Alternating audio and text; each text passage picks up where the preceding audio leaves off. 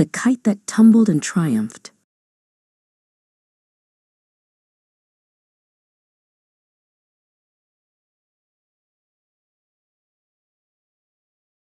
In a peaceful Japanese village surrounded by rolling hills and cherry blossom trees, lived a 12-year-old boy named Haru. He loved the annual kite festival more than anything. Every year, colorful kites filled the sky like flying dragons, and Haru dreamed of making the biggest, most beautiful kite anyone had ever seen. He spent hours cutting bamboo, smoothing rice paper, and painting a fiery red dragon across his kite. "This year," he whispered, "my kite will soar higher than any other." The festival day finally arrived. The streets were alive with laughter, music, and the smell of sweet rice cakes. Haru ran with his kite, letting the wind lift it into the sky. For a moment, it danced gracefully. Then, suddenly, it nosedived and crashed to the ground. He sighed. "Okay, maybe I need to try again," he murmured, brushing off the dirt. Haru tried again. This time, the kite flew a little higher, but a strong gust of wind tore the paper. The villagers shook their heads, some snickering quietly. Haru's cheeks burned. "Why is this so hard?" he whispered. His kite was ruined, and his dream felt like it was slipping away.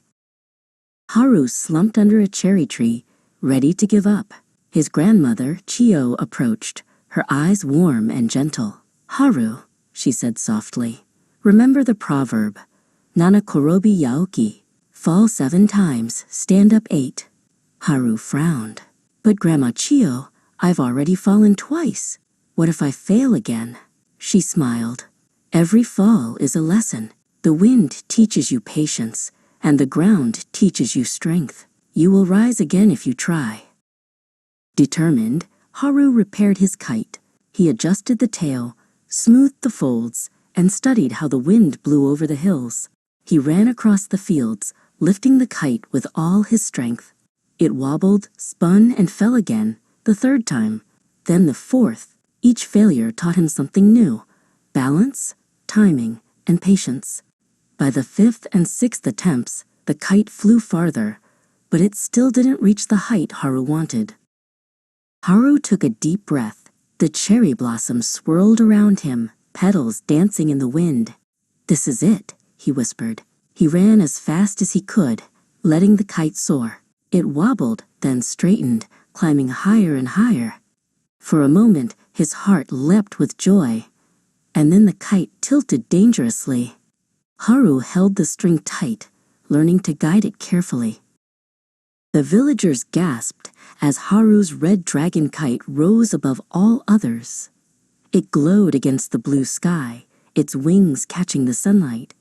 Haru's smile was wide and proud. "I did it," he shouted, his heart racing.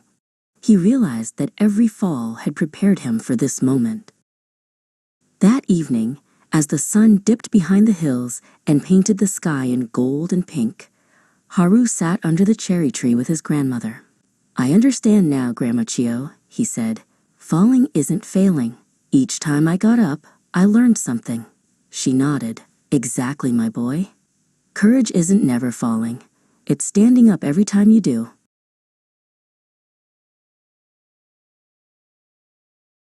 From that day on, Haru faced every challenge with determination.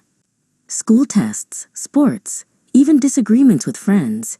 He remembered the proverb, Nanakorobi Yaoki, fall 7 times, stand up 8. He knew that falling was part of learning, and rising was part of growing stronger. Haru's kite flew high in the sky, a symbol of persistence, courage, and hope. And every time life knocked him down, he would whisper to himself, "I will rise again. No matter how many times I fall, I will stand up."